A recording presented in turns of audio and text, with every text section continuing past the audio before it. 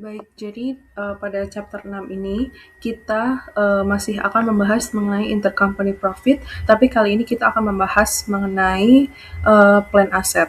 Dan kita mulai dari aset tetap yang tidak bisa disusutkan, seperti tanah atau mungkin intangible asset dengan umur yang tidak terbatas. Nah, transaksi ini itu terjadi ketika ada penjualan aset antar perusahaan dalam satu kelompok usaha dengan harga yang berbeda dari nilai bukunya.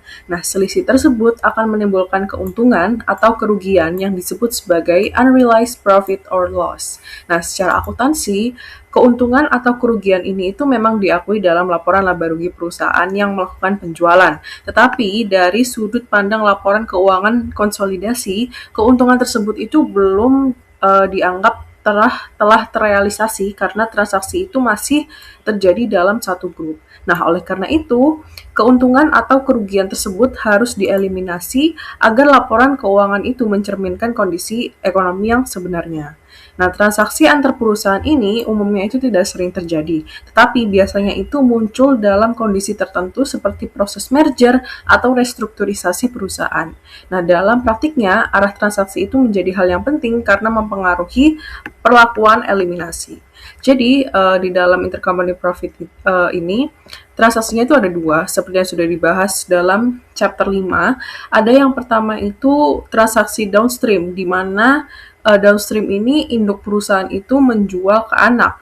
Nah, seluruh keuntungan atau kerugian itu akan masuk ke laporan laba induk. Nah, oleh karena itu, eliminasi akan dilakukan sebesar 100% dan tidak dipengaruhi oleh kepentingan non-pengendali atau non-controlling interest. Nah, sebaliknya, di transaksi yang upstream, yaitu anak perusahaan menjual ke induk perusahaan, keuntungan atau kerugian itu akan tercatat di laporan anak perusahaan.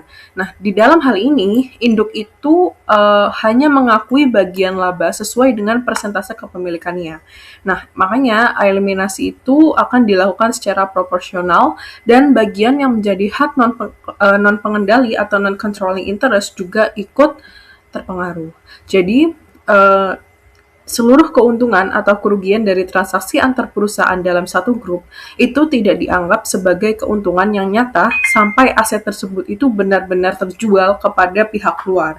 Nah, oleh karena itu, dalam penyusunan laporan keuangan konsolidasi, seluruh pengaruh dari transaksi tersebut harus dieliminasi dan aset tetap disajikan berdasarkan biaya perolehan awal dari sudut pandang grup. Sekarang kita akan masuk ke contoh soal yang downstream dulu, penjualan downstream mengenai lahan atau land. Jadi di sini Sun Corporation itu dimiliki oleh POP sebesar 90% yang dibeli dengan harga $540.000 pada tanggal 1 Januari 2016. Nah, investment cost itu equal atau sama dengan book value dan juga fair value dari interest yang diakui seperti itu. Jadi di sini ada informasi bahwa net income Sun pada tahun 2016 itu adalah $140.000 dan pub income tidak termasuk income dari Sun adalah $180.000. Nah, pub income itu termasuk 20.000 unrealized gain on land, jadi ada keuntungan dari penjualan lahan yang harganya itu adalah 80.000 dan dijual kepada Sun sebesar 100.000. Nah, jadi jurnal-jurnal yang harus dibuat oleh POP adalah sebagai berikut. Jadi yang pertama kita harus merecord atau mencatat income from Sun. Nah, jadi kan kita POP itu memiliki 90% kepemilikannya tuh. Sedangkan Sun di tahun 2016 itu dia memiliki net income sebesar 140. Jadi di sini yang boleh diakui oleh Sun adalah 90%-nya, yaitu 126.000. Nah, dicatatnya adalah investment in Sun pada income from Sun. Nah, lalu tetapi di sini juga dijelaskan bahwa income-nya POP itu termasuk 20.000 unrealized gain dari penjualan lahan ke Sun. Nah, karena yang seperti sudah saya jelaskan di awal tadi, gain itu tidak boleh diakui jika transaksinya itu antar anak dan juga induk perusahaan. Jadi di sini kita harus eliminasi eliminasi sebesar sebesar 20.000. Kenapa 20.000? Karena ini adalah transaksi downstream. Jadi gainnya itu harus 100% dieliminasi. Nah, untuk jurnalnya adalah income from Sun pada investment in Sun sebesar 20.000. Jadi di sini dari kedua jurnal dua jurnal awal ini bisa terlihat bahwa nanti net income yang diperoleh oleh POP itu hanyalah 126 dikurangi 20.000 yaitu 106.000. Lalu akan dilakukan jurnal eliminasi konsolidasi pada tahun pertama. Jadi kalau yang dua jurnal awal itu tadi, itu tercatat pada bukunya POP. Sedangkan untuk jurnal eliminasi ini akan dilakukan di worksheet konsolidasi. Jadi di sini yang harus eliminasi yang pertama adalah keuntungan. Nah, keuntungannya kan dari 20.000. Jadi dicatat gain on sale of land sebesar 20.000. Lalu kita kreditkan land sebesar 20.000 juga. Nah, kenapa kok land ini dikredit? Karena seperti yang sudah saya jelaskan tadi, bahwa nilai asetnya itu harus dikembalikan ke cost awalnya, jadi ke nilai awalnya. Nah, tadi kan harga landnya itu 80.000, tapi dijual kepada Sun itu 100.000. Artinya kan yang dicatat oleh Sun itu 100.000. Nah, tetapi nilainya itu harus dikembalikan, nilainya itu harus dikembalikan ke 80.000. Jadi di kreditkan sebesar 20.000. Nah, lalu di tahun-tahun selanjutnya di konsolidasian itu akan tetap dibuat jurnal yang dia itu akan menyesuaikan nilai land-nya itu. Jadi di sini ada jurnal investment in Sun sebesar 20.000, lalu ada land sebesar 20.000. Nah, land-nya itu untuk mengembalikan land ke harga 80, nah investmentnya itu untuk mengembalikan ke saldo awal, seperti itu. Lalu, kalau misalkan sudah ada penjualan ke pihak luar, contohnya di sini. Nah, setelah di tahun selanjutnya, ternyata setelah 4 tahun itu, Sun itu menjual tanahnya dengan harga $130.000 ke outside entity atau ke pihak luar.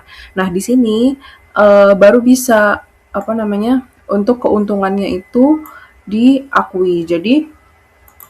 Jadi POP itu akan membuat jurnal ini, Investment in Sun pada Income from Sun, sebesar 20.000, sebesar keuntungannya itu tadi. Tetapi yang keuntungan yang ditangguhkan tadi, yang ada gain online itu, akan dikreditkan. Jadi, di work paper entry untuk konsolidasi, itu akan ada tambahan jurnal yaitu Investment in Sun pada gain online sebesar 20.000 atau sebesar keuntungan yang tadi sudah ditangguhkan. Jadi ini untuk worksheet konsolidasinya. Jadi di sini caranya tetap sama seperti bab-bab sebelumnya. Di sini sales tinggal ditambahkan saja, lalu income from Sun kita eliminasi sebesar 106. 106 dari mana? Dari tadi 90% dari 140.000 itu 126, tetapi karena ada keuntungan yang ditangguhkan jadi dikurangi 20.000 sehingga income yang didapatkan oleh POP itu hanyalah 106. Lalu gain on sale of land juga harus dieliminasi.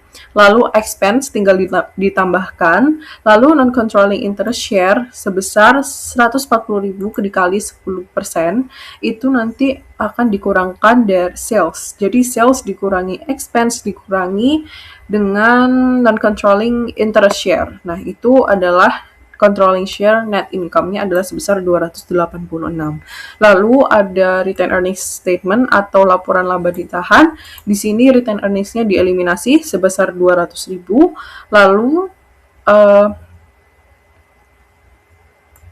Lalu ditambahkan dengan controlling share of net income yang 286.000 tadi, sehingga retained earnings pada tanggal 31 Desember adalah 700.000. Nah, lalu ada balance sheet atau neraca atau laporan posisi keuangan.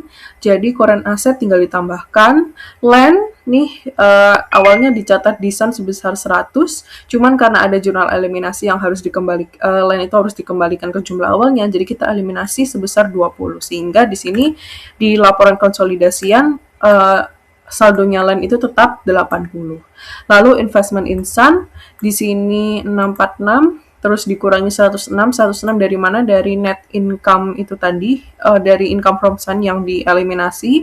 Lalu 540 ini adalah untuk mengembalikan ke saldo awalnya. Jadi di sini untuk dikurangi sehingga investment insan-nya 0. Lalu di sini jumlah asetnya adalah 1734. Lalu liabilitas tinggal ditambahkan, capital stock yang milik Sun kita hilangkan, jadi 400 kita eliminasi, sehingga capital stock yang dipakai hanyalah capital stock milik POP sebesar 800, lalu retain earnings yang dipakai juga milik POP jadi 700. Nah, lalu ada non-controlling interest, 14 ini dari mana? 14 ini adalah 140.000 dikali 10%. Jadi di sini non-controlling interest-nya adalah 74%. Maaf, 74, sehingga total liabilitas dan juga ekuitasnya adalah 1734. Oke, selanjutnya kita akan masuk ke contoh soal yang upstream. Nah, angka-angka yang digunakan masih sama dengan soal yang downstream, tetapi di sini bedanya di balik transaksinya itu jadi upstream. Jadi di sini kalau upstream, nanti NCI atau non-controlling interest itu juga bakal terpengaruh dari gain yang tidak diakui itu tadi.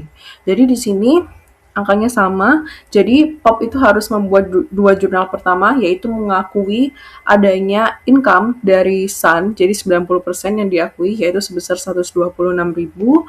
Lalu, nah di sini bedanya di jurnal yang kedua. Kalau tadi kan semua keuntungan itu dieliminasi. Nah, tetapi kalau upstream yang dieliminasi itu yang sesuai porsi kepemilikan POP. Jadi kalau misalkan POP pemilikannya itu hanya 90.000, jadi yang gain unrealized gain yang diakui atau yang dieliminasi itu hanya 90%-nya. Jadi 90% kali 20.000 adalah 18.000. Jadi itu unrealized profit yang harus dieliminasi oleh POP. Nah, kenapa hanya 90.000? Karena ini kan upstream. Jadi gain atau keuntungan itu dia ada di subsidiary. Terus parent itu cuma punya kepemilikan 90%. Nah, sisanya 10% itu nanti akan ditanggung oleh non-controlling interest. Nah, jadi di interest nanti, di non-controlling interest itu nanti dampaknya adalah unrealized gain-nya itu 20.000. Nah, NCI-nya kan 10%, jadi unrealized gain-nya adalah 2.000. Jadi NCI itu harus dikurangi juga. Jadi kalau misalkan milik NCI di downstream itu tadi adalah $14, di upstream ini bagian NCI itu hanya $12. Dari mana? Dari 140.000 kita kurangi dengan 20.000, kita kalikan dengan 10%. Jadi hasilnya adalah $12 gitu. Jadi tidak $14 tapi $12. Nah, nanti di sini income yang dimiliki oleh POP itu adalah 108.000. 108.000 dari mana? Dari 126 kita kurangi dengan 18, sehingga nanti income yang dicatat di buku POP adalah 108. Seperti itu. Untuk jurnal-jurnal yang lainnya tetap sama seperti gain on sale of land, pada land itu tetap. Lalu tahun-tahun berikutnya, yang membedakan di tahun-tahun berikutnya, jadi di sini tadi kan cuma investment in Sun pada land ya sebesar 20.000. Tetapi karena ini upstream, jadi non-controlling interest itu juga akan terpengaruh. Jadi investment in Sun itu 18, non-controlling interest itu 2.000, baru landnya adalah 20.000. Seperti itu. Stream sales of the land. Nah, di sini tuh kertas kerja konsolidasi corporate anak perusahaan tahun 2016. Fokus kita tuh adalah bagaimana perusahaan penjualan tanah tersebut secara hulu dari anak perusahaan ke induk perusahaan mempengaruhi proses eliminasi. Nah, keuntungan penjualan tanah itu diperhatikan pada kolom Sun yang keuntungannya sebesar 20.000. Adalah keuntungan internal karena tanah tersebut dijual kepada induk perusahaan dalam perspektif konsolidasi. Keuntungan ini tuh belum nyata karena adanya aset masih berada di dalam grup. Oleh karena itu, kita melakukan eliminasi pada kolom debit sebesar 20.000 agar keuntungan ini tuh hilang dari laporan laba rugi konsolidasi. Nah, bagian kepentingan non pengendali ini adalah transaksi upstream keuntungan yang belum direalisasikan tersebut harus dikurangi dari laba bersih anak perusahaan sebelum dialokasikan ke NCI. Perusahaan 140.000 laba son dikurangi 20 keuntungan tanah dikali 10%. Itu 12.000. Nah, saldo awal anak perusahaan sebesar 200.000 dieliminasi sepenuhnya dalam kolom debit dilakukan karena adanya laporan konsolidasi. Kita tidak hanya mengakui saldo laba memiliki induk perusahaan. Nah, terus di neraca pop tanah disebut sebagai dicatat sebesar harga beli dari anak perusahaan yaitu 100.000. Namun, biaya yang diperoleh aslinya hanya 80.000 melalui eliminasi. Nah, di kolom kredit sebesar 20.000 itu kita menurunkan nilai tanah kembali ke biaya perolehan bagian grup. Nah, investment insan, akun investasinya harus dieliminasi sehingga saldonya menjadi nol pada laporan konsolidasi. Hal ini dilakukan untuk menghindari pengandaan aset karena aset-aset anak perusahaan sudah digabungkan secara baris per baris. In subsidiary year to outside entity. Nah, penjualan kepada entitas luar di tahun berikutnya. Aku asumsikan bahwa menggunakan tanah tersebut selama 4 tahun dan menjualnya seharga 130.000 pada tahun 2020, dan di tahun penjualan tersebut akan melaporkan keuntungan sebesar 130 itu hasil penjualan dikurangi harga perolehan 100. Namun keuntungan bagi entitas konsolidasi 50 yang dialokasikan sebesar 48.000. 30.000 ditambah 20.000 dikali 0,9 kepada pemegang saham pengendalian dan 2.000 kepada pemegang saham non pengendalian. Penyesuaian pendapatan investasi dari SAN pada tahun 2020 dengan entitas sebagai berikut. Nah, di sini itu investment in SAN 18.000 pada income from SAN 18.000. Jurnal aktivitas pada kertas kerja konsolidasi dalam kertas kerja konsolidasi penyesuaian keuntungan POP sebesar 30.000 menjadi keuntungan konsolidasi sebesar 50.000. Itu jurnalnya investment insan 18.000 dan non controlling insan-nya 2.000, sedangkan gain online-nya 20.000.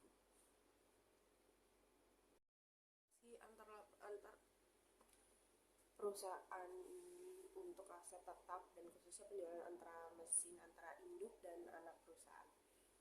Nah, pencatatan di induk perusahaan ini menjual memiliki nilai buku seharga 50.000 dengan perolehan 90.000 dikurangi akumulasi penyusutannya 40.000 seharga 80. Nah, debitnya yaitu 8 cashnya 80.000, akumulasi depreciation-nya 40, pada mensuality-nya 90, gain on the sales maturity-nya 30. Nah, di pencatatan di buku anak ini berdasarkan harga beli mereka, yaitu debitnya maturity-nya itu 80.000 dan pada cash-nya 80.000. Penyesuaian akumulasi metode ekuitas itu keuntungan sebesar 30 itu tersebut dianggap belum terrealisasikan bagi entitas konsolidasi selama aset tersebut masih digunakan oleh anak. Orang tua harus mengeliminasi keuntungan ini dari bagian labanya. Debitnya income from SAN 30 pada investment in SAN 30. Jurnal eliminasi konsolidasi itu gain on sales maturity 30 dan pada mensuality 30. Down system sales of bank assistant itu kertas kerjanya konsolidasi prosedur eliminasi bertujuan untuk mengembalikan nilai aset ke biaya perolehan aslinya. Jurnal eliminasi akan menghapus akun gain on sales sebesar 30 dan menyesuaikan nilai mesin di neraca.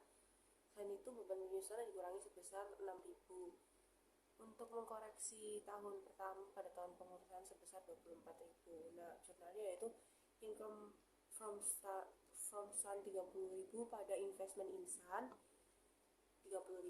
Nah, investment insan pada income from SAN 6.000, masing-masingnya 6.000. Nah, di sini tuh penting untuk dicatat bahwa karena transaksi ini tuh bersifat hilir atau downstream, seluruh pengaruh eliminasi laba yang belum direalisasikan dibebankan sepenuhnya pada laba bersih entitas induk, menyebabkan perhitungan kepentingan non pengendalian tidak terpengaruh oleh penyesuaian kertas kerja ini, karena laba anak perusahaan tidak mengandung unsur keuntungan antar perusahaan yang harus dieliminasi. Dan laporan keuangan konsolidasi yang disajikan mesin pada nilai sisa yang disusutkan oleh seolah-olah penjualan internal tersebut tidak pernah terjadi. Baik, saya akan mempresentasikan penjualan upstream aset tetap yang disusutkan. Jadi, eh, penjualan upstream terjadi ketika anak perusahaan menjual aset kepada induk perusahaannya. Laba atau rugi dari transaksi ini awalnya tercatat di pembukuan anak perusahaan, namun bagi entitas konsolidasi, laba tersebut dianggap belum direalisasi hingga aset tersebut digunakan atau dijual ke pihak luar. Nah, dalam metode ekuitas, perusahaan itu tidak bisa mengakui seluruh laba yang dilaporkan anak perusahaan jika terdapat laba transaksi antar perusahaan yang belum direalisasi. Induk perusahaan harus melakukan dua penyesuaian utama dalam menghitung laba investasinya. Yang pertama, mengurangi bagian labanya dengan presentasi kepemilikan atas laba belum direalisasi dari penjualan tersebut. Yang kedua, menambah kembali bagiannya atas pengakuan laba secara bertahap atau piecemeal recognition yang terjadi melalui proses penyusutan oleh pihak pembeli. Ya, eliminasi kertas kerja pada tahun penjualan. Pada kertas kerja konsolidasi tahun penjualan, kita harus menghapus efek transaksi ini agar aset kembali ke nilai biayanya bagi konsolidasi. Jadi kita mengedit gain on sale sebesar 3.000 untuk menghapus laba tersebut. Kemudian kita mengkreditkan terus untuk mengurangi nilainya kembali ke harga perolehan asli bagi konsolidasi. Kita juga menyesuaikan beban penyusutan dan akumulasi penyusutan sebesar 1.000 untuk membatalkan penyusutan yang dihitung dari nilai laba antar perusahaan. Nah, selanjutnya ada contoh kasus, yaitu Pop Corporation, yaitu induk dan Sun Corporation anak, sebesar 80% kepemilikan. Pada 1 Januari 2016, Sun menjual truk kepada Pop seharga $12.000, padahal nilai buku truk tersebut di pembukaan Sun hanya $9.000. Biaya 14.000 dikurangi akumulasi penyusutan sebesar 5.000. Transaksi ini menghasilkan laba bagi Sun sebesar 3.000. Truk ini memiliki sisa umur manfaat 3 tahun dan disusutkan secara garis lurus. Nah, untuk perhitungan laba investasi KNP-nya, pertama Pop menghitung laba investasinya 8% dari laba dilaporkan Sun 20.000, dikurangi 8% dari laba belum direalisasi yang tersisa 3.000 laba dikurangi 1.000 penyusutan, menghasilkan angka 38.400. Yang kedua, karena ini adalah penjualan upstream, laba yang belum direalisasi juga berdampak pada kepentingan pengendalian atau KNP. Beban KNP dihitung dari 20% laba terrealisasi anak perusahaan. Penghitungannya 50.000 dikurangi 3.000 ditambah 1.000, yaitu sebesar 9.600. Nah, untuk tahun-tahun berikutnya atau reciprocity, selama aset masih dimiliki, kita harus membangun kembali timbal balik atau reciprocity antar akun investasi dan ekuitas anak perusahaan. Karena ini penjualan upstream. Penyesuaian dilakukan terhadap akun investasi dan kepentingan non pengendali secara proporsional. Misalnya di awal tahun 2017 laba yang belum direalisasi masih tersisa $2.000. Kita akan mendebit akun investasi sebesar 1.600 atau sekitar 8% dari kepemilikan dan KNP awal sebesar 400, yaitu sebesar sisa dari 8% itu 20%. Slide selanjutnya saya akan menjelaskan tentang effect of upstream sale on subsequent year, yaitu dampak penjualan aset tetap dari perusahaan anak ke perusahaan induk pada tahun berikutnya setelah transaksi terjadi. Kasus ini terjadi pada tahun 2016 ketika perusahaan anak menjual truk kepada perusahaan induk dan menghasilkan unrealized gain atau laba yang belum terrealisasi sebesar 3.000. Nah, laba ini belum boleh diakui dalam laporan konsolidasi karena transaksi masih terjadi dalam satu kelompok perusahaan. Memasuki di tahun 2018 yang merupakan tahun kedua setelah transaksi, sebagian laba tersebut sudah terrealisasi melalui depresiasi dari total laba 3.000 yang masih belum terrealisasi pada 1 Januari 2018 hanya tersisa 1.000. Karena induk hanya memiliki 80% saham, maka laba yang belum terrealisasi ini dibagi menjadi 80% untuk investment insan yaitu sebesar 800 dan 20% untuk non-controlling interest yaitu sebesar 200. Hal ini terlihat pada jurnal eliminasi di bagian B. Nah, pada jurnal A dilakukan penyesuaian debit accumulated depreciation sebesar 1.000 dan credit depreciation expense sebesar 1.000. Tujuannya adalah untuk menghapus pengaruh laba internal terhadap beban depresiasi tahun berjalan agar depresiasi kembali dihitung sebagai harga perolehan asli. Selanjutnya pada jurnal B dilakukan debit accumulated depreciation sebesar 2.000, debit investment insan sebesar 8.000, dan di debit dengan controlling interest sebesar 2.000 dan di kredit truk sebesar 3.000. Nah, jurnal ini bertujuan menghapus sisa unrealized gain dan akun truk dan accumulated depreciation serta mengalokasikan sisa laba yang belum terrealisasi kepada induk dan pemegang saham non-pengendali. Nah, pada jurnal C, akun income from sun sebesar 40.800 dieliminasi sebagai investment insan agar tidak terjadi pengakuan laba ganda. Pada jurnal D, bagian laba untuk pemegang saham non-pengendali sebesar 10.200 dicatat melalui akun non-controlling interest share. Kemudian pada jurnal E dilakukan eliminasi antara akun equity of sun dan investment insan sekaligus menetapkan saldo awal non-controlling interest-nya. Hasil akhirnya menunjukkan bahwa nilai truk dalam laporan konsolidasi menjadi truknya 9.000 dan accumulated depreciation 6.000.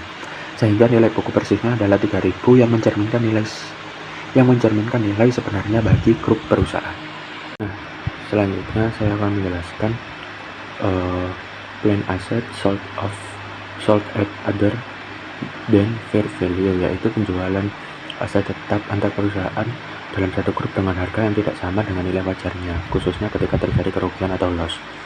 Kasusnya adalah perusahaan induk yaitu Pop Corporation menjual mesin kepada anak perusahaannya Sun Corporation dengan harga yang lebih rendah dan dari nilai bukunya. Nilai buku mesin tersebut adalah 30.000, tetapi dijual hanya sebesar 20.000 sehingga muncul kerugian 1.000. Namun dalam konsolidasi kerugian ini tidak selalu langsung diakui.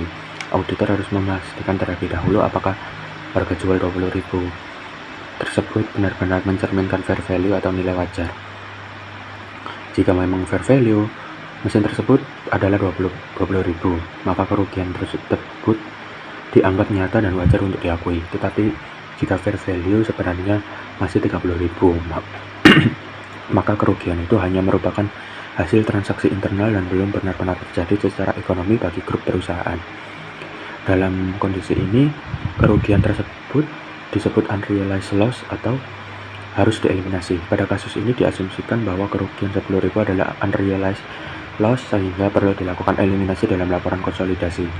Mesin tersebut masih memiliki umur manfaat sisa 5 tahun sehingga kerugian ini akan diakui secara bertahap melalui depresiasi sebesar 10.000 dibagi dengan 5 tahun, hasilnya 2.000 per tahun. Kemudian Pop mencatat income from sun sebesar 188.000 dengan metode ekuitas. Perhitungannya yaitu 90% dari laba bersih sebesar 200, 90% itu dibagi dengan 200, jadi hasilnya 180 ditambah unrealized sebesar 20.000 dan dikurangi pengakuan kerugian bertahap sebesar 2.000 sehingga totalnya menjadi 188. Pada jurnal eliminasi 2016 pada jurnal eliminasi tahun 2016 dilakukan debit machinery sebesar 10.000 dan credit loss on sale of machinery sebesar 10.000. Tujuannya adalah menghapus kerugian internal yang belum terrealisasi dan mengembalikan nilai mesin ke nilai historisnya. Selanjutnya depreciation expense sebesar 2.000 di debit dan accumulated depreciation sebesar 2.000 di kredit. Penyesuaian ini dilakukan agar beban depresiasi dihitung berdasarkan harga perolehan asli, bukan harga transfer internal. Untuk tahun berikutnya yaitu 2017 sampai 2020 income from sun akan dikurangi sebesar 2.000 setiap tahun karena kerugian diakui secara bertahap melalui depresiasi.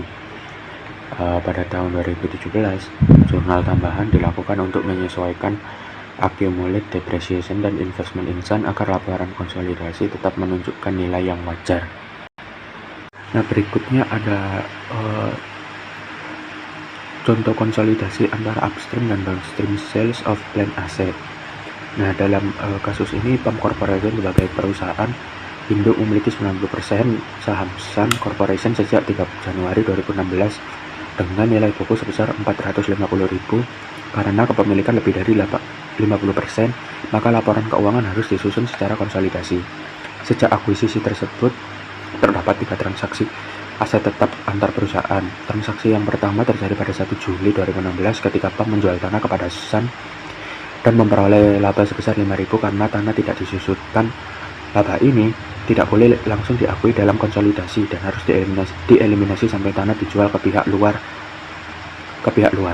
Dan pada tahun 2018, Sun akhirnya menjual tanah tersebut ke pihak eksternal dan mengalami rugi sebesar 1.000, sehingga laba internal sebelumnya dapat direalisasikan. Dan untuk transaksi yang kedua terjadi pada 2 Januari 2017, ketika Sun menjual peralatan kepada Pam dan memperoleh laba sebesar 20.000 karena ini adalah upstream sale, maka laba yang belum terrealisasi ini mempengaruhi bukan hanya induk, tetapi juga non-controlling interest-nya. Karena peralatan masih digunakan sampai 2018, maka laba tersebut harus dieliminasi secara bertahap melalui depresiasi. Lalu transaksi yang ketiga pada 5 Januari 2018 ketika Pam menjual gedung kepada Sun dan memperoleh laba sebesar 32.000. Karena gedung masih dimiliki dalam grup dan memiliki sisa umur manfaat 8 tahun, maka laba ini juga belum terrealisasi dan harus dieliminasi melalui penyesuaian depresiasi. Nah, selanjutnya pada gambar ini, pada gambar wallpaper konsolidasi dilakukan berbagai jurnal eliminasi yang diberi kode A sampai F. Nah, kode A ini, jurnal A ini digunakan untuk menghapus laba atas penjualan tanah, dan untuk yang B untuk menghapus laba dari penjualan equipment, untuk yang C menghapus laba atas penjualan building, dan yang D untuk menghapus akun income from Sun terhadap investment insan, dan yang C untuk mencatat non-controlling interest-nya, dan yang F untuk menghapus akun equity dan reciprocal account antara induk dan anak. Tujuan dari seluruh eliminasi ini adalah agar laporan konsolidasi hanya menunjukkan transaksi dengan pihak luar, bukan hanya internal antar perusahaan dalam satu grup. Hasilnya akan terlihat pada kolom konsolidasi statement di mana salesnya menjadi 2.700 dan buildingnya menjadi 700, equipment menjadi 1.000, non-controlling interest menjadi 63,8, dan total retained earning hanya penerimaan milik perusahaan induk. Baik, di sini saya akan jelaskan dari equity method yang akan dilakukan. Jadi di sini ada sebuah kasus di mana ada rekonsiliasi dari Pam Investment Insan pada pada tanggal Desember 31 tahun 2017 dan juga 31 Desember 2018. Di sini ada akun-akun yang dijadikan jurnal. Yang pertama ada penjualan land-nya, yaitu ada investment insan pada gain online itu sebesar 5 juta. Yaitu ada eliminasi unrealized profit dan juga efek over depresiasi. Itu jurnalnya adalah investment insan, non-controlling interest Januari, habis itu accumulated depreciation pada equipment, pada depreciation expense dan juga equipment. Di sini ada 14.400, 1.600, 8.000, pada 4.000 dan juga 20.000. Setelah itu yang ketiga ada eliminasi unrealized gain dan juga efek beban depresiasi. Itu ada gain building sebesar 32.000 dengan accumulated depreciation buildingnya 4.000. Dan juga ada pada building itu sebesar 32.000 dan juga depreciation expense-nya itu sebesar 4.000. Itu ada beberapa jurnal lagi. Jurnal itu ada income from Sun sebesar 52.600, pada dividen sebesar 27.000 dan juga investment insan dengan jumlah 5.600. Setelah itu ada non-controlling interest share sebesar 8.400, pada dividen sebesar 3.000 dan juga non-controlling interest pada 5.400. Itu yang terakhir ada retained earning dengan 200.000 dan capital stock sebesar 400.000, pada investment insan sebesar 540.000 dan juga non-controlling interest sebesar sisanya yaitu 60.000. Akan menjelaskan tentang inventory purchase for use as operating asset. Nah, transaksi aset antar perusahaan ini tidak selalu masuk dengan rapi ke dalam kategori barang persediaan atau aset tetap. Karena itu barang tersediaan dapat dijual untuk digunakan dalam operasi afiliasi. Dalam hal ini laba kotor atas penjualan akan dilakukan untuk tujuan laporan konsolidasi karena pembeli itu mendepresiasi properti tersebut. Dan di sini ada suatu kasus di mana company sales ini menjual komputer cost itu sebesar 150.000 kepada Sonnya. Ada 100%. Di sini ada jurnal-jurnalnya. Pertama ada jurnal sales sebesar 200.000, pada cost of sales sebesar 250.000 dan juga pada equipment sebesar 50.000. Itu jurnal kedua ada accumulated depreciation equipment sebesar 10.000, pada depreciation expense sebesar 10.000 juga. Yaitu yang ketiga ada investment insan itu sebesar 40.000 dan juga pada accumulated depreciation sebesar 20.000. Dan ada equipment sebesar 50.000 pada depreciation dan depreciation sebesar 10.000.